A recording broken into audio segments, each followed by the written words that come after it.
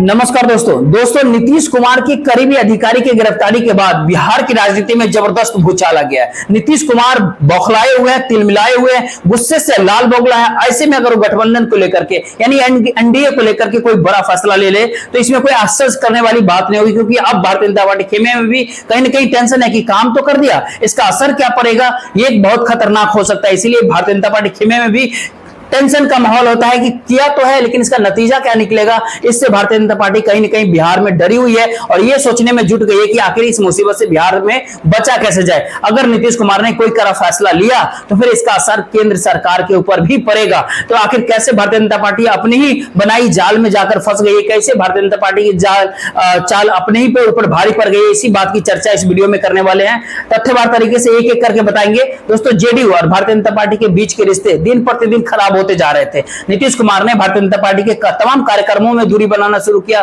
Bharatiya Janata party के कोटे के मंत्री से भी दूरी बनाना शुरू कर दिया। जेपी नड्डा और अमित शाह से भी दूरी बनाने लगा। और ताजा उदाहरण है नायब सिंह सैनी का शपथ ग्रहण समारोह था, जब केवल नीतीश ही उसके भीतर नजर नहीं आए थे।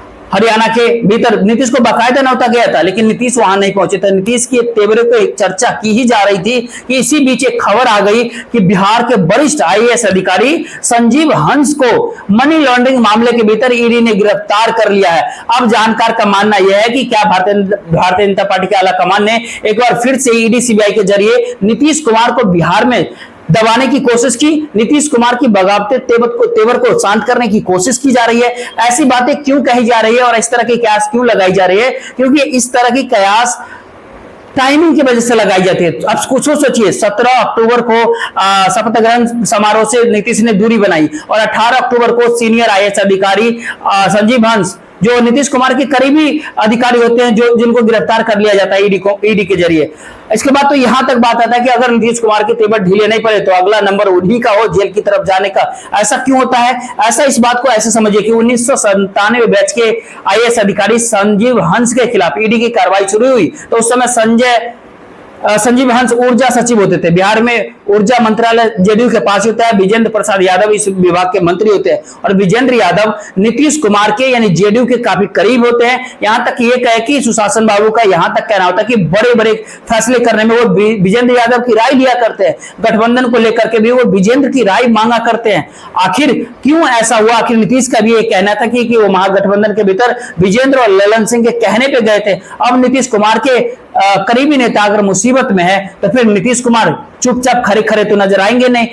इसलिए भारतीय जनता पार्टी कहीं ना कहीं टेंशन में है, क्योंकि नीतीश कुमार का मन कभी भी बदल सकता है और नीतीश कुमार को फंसाने की तैयारी है भारतीय जनता पार्टी को। क्योंकि भारतीय जनता पार्टी को शक है कि जो काम विजेंद्र सिंह ने पहले किया वो काम तो अब भी कर सकते हैं। ललन सिंह को तो भारतीय जनता पार्टी पहले कैप्चर कर लिया। ललन सिंह से कोई खतरा तो है नहीं भारतीय जनता पार्टी को। खैर, नायब सिंह सैनी के शपथ ग्रहण समारोह में भी ललन सिंह पहुंचे थे, लेकिन विजेंद्र यादव को घेरने के लिए पहले संजीव हंस को गिरफ्तार किया गया ईडी के जरिए, क्योंकि संजीव हंस वीरेंद्र के मंत्रालय में ही सचिव रह चुके हैं। अब ईडी ऐसे में गिरफ्तार कर चुकी है तो अब ऐसे में सवाल उठने लगा है कहीं वीरेंद्र यादव भी तो ईडी के रेडार पे नहीं आएंगे। सवाल आगे ये भी उठता है कि संजीव हंस के बाद बिहार के भीतर किसकी गिरफ्तारी हो, किसका नंबर है, अगला नंबर किसका? और इस संकट में जेडीयू यानी नीतीश कुमार की सरकार भी लगातार फंसती जा रही है। कहीं ना कहीं इसमें सवाल उठ रही है। खास बात यह कि अब तक बिहार में नीतीश कुमार भ्रष्टाचार के मामले में खुद को पाक साफ बताते रहे, उनके ऊपर भ्रष्टाचार के कभी कोई बड़े आरोप भी नहीं लगे। हालांकि पिछले दिनों जीतन राम मांझी ने इशारों में एक घोटाले का आरोप नीतीश कुमार के ऊपर लगा दिए थे। तब भी इस बात को माना गया था कि भारतीय जनता पार्टी के आला कमान के इशारों पे इस तरह के आरोप लगाया है। अब नीतीश कहीं ना कहीं पूरी तरीके से फंसते दिखाई दे रहे हैं। नीतीश के करीबी आईएएस अधिकारी को गिरफ्तार कर लिया गया है, संजीव हंस को। तो ऐसा में अगला नंबर किसका होगा, इस बात पर सवाल खड़े हो रहे हैं। नीतीश के करीबी से पूछताछ के दौरान भारतीय जनता पार्टी के द्वारा जो जेडीयू के कई बड़े नेता रडार पे आ सकते हैं ईडी के, और दावा तो ये भी हो रहा है कि नीतीश कुमार का भी नंबर बहुत जल्द दिया जाएगा। तो मनी लॉन्ड्रिंग मामले में अधिकारी संजीव हंस को उनके सरकारी आवास के ऊपर से गिरफ्तार कर लिया ईडी ने।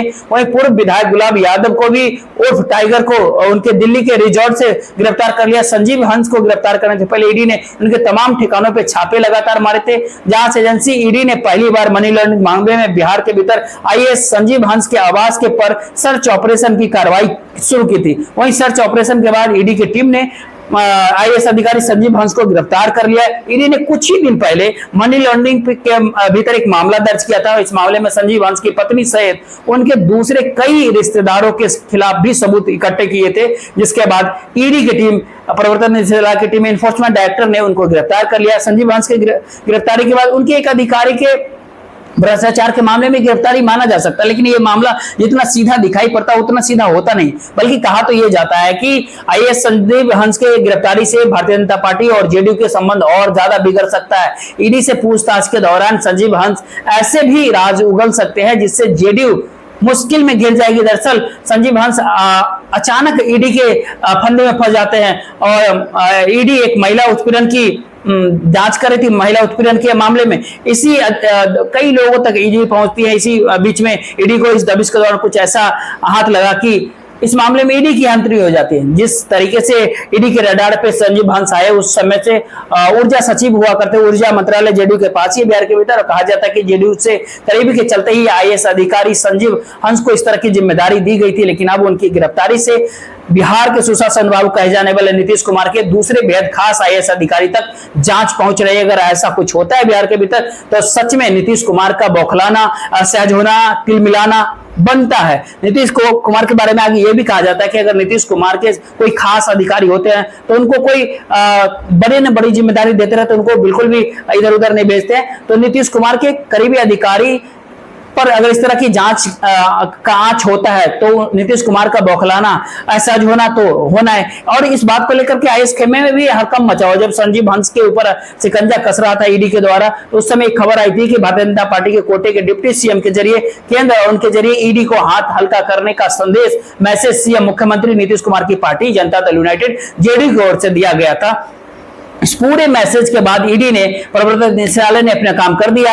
आईएएस अधिकारी संजीव हंस गिरफ्तार हो चुके हैं, जिससे नीतीश कुमार की पार्टी के खेमे में खलबली मच चुका है। कहा यह जाता है कि नीतीश कुमार के करीबी एक आईएएस अधिकारी के बेटे का हो सकता है, उस करीबी आईएएस अधिकारी का नंबर आएगा, उसके बाद नीतीश कुमार रडार पे आ सकते हैं। अगर ऐसा कुछ बिहार के भीतर होता है तो फिर नीतीश कुमार जो पहले से ही बिहार के भीतर कहीं ना कहीं मुश्किल में दिखाई पड़ रहे हैं, उनके सामने और ज्यादा मुश्किल हालात खड़ा हो जाएगा। सबसे बड़ा बात यह होता है कि मामला ईडी का है, पीएमएलए कानून है, मनी लॉन्ड्रिंग का मामला। ऐसे में नीतीश कुमार भारतीय जनता पार्टी से अलग होने का भी अगर बात करते हैं तो इसका उल्टा नुकसान उनको झेलना पड़ सकता है बिहार की राजनीति में। इसीलिए संजीव हंस की गिरफ्तारी को लेकर के जेडीयू के भीतर, भारतीय जनता पार्टी के भीतर बेचैनी कहीं न कहीं जरूर दिख रही है। लेकिन पार्टी की तरफ से कथित तौर पर ऐसा कोई बयान नहीं आया जिससे भारतीय जनता पार्टी के और जेडीयू के रिश्ते बिहार की राजनीति के भीतर बिगड़ते हुए दिखाई दे। लेकिन आखिर वो समय है जब केंद्र की मदद की ज्यादा जरूरत है नीतीश कुमार की इस वक्त में। नीतीश कुमार को इस तरह की मदद मिलेगी या नहीं मिलेगी? अगर इस तरह की मदद अगर नीतीश कुमार को मिलती है, जेडीयू को मदद मिलती है केंद्र सरकार के द्वारा, तो इसके बदले में नीतीश कुमार को क्या मदद करने पड़ेंगे केंद्र सरकार के लिए? क्या बड़े भाई की भूमिका जो निभाना चाहते हैं, क्या वाकई छोटे भाई की भूमिका में आना पड़ेगा बिहार की राजनीति के विधानसभा के अंदर? क्या तमाम सारे सवाल बिहार की राजनीतिक गलियारे में चर्चा का विषय बन चुका है। अब देखना बाकी है कि इस मामला कहां तक पहुंचता है। इस मामले के आड़ में जो कहीं ना कहीं नीतीश कुमार को डाउन करने की, निपटाने की जो कोशिश की जा रही है, क्या इस मामले को कहां तक आगे क्या कुछ होता है, इसमें कितना भारतीय जनता पार्टी सफल हो सकती है, तमाम सारी चीजें बिहार के राजनीतिक गलियारों से एक पर एक दिन लगातार खबरें आ रही है। हम आपके सामने रूबरू फिर नई खबरों के साथ होंगे। फिलहाल इस वीडियो को शेयर कर दीजिए, वीडियो को लाइक और चैनल को सब्सक्राइब जरूर कीजिएगा। साथ ही अपना राय कमेंट बॉक्स में जरूर लिखिएगा। जय हिंद, जय भारत।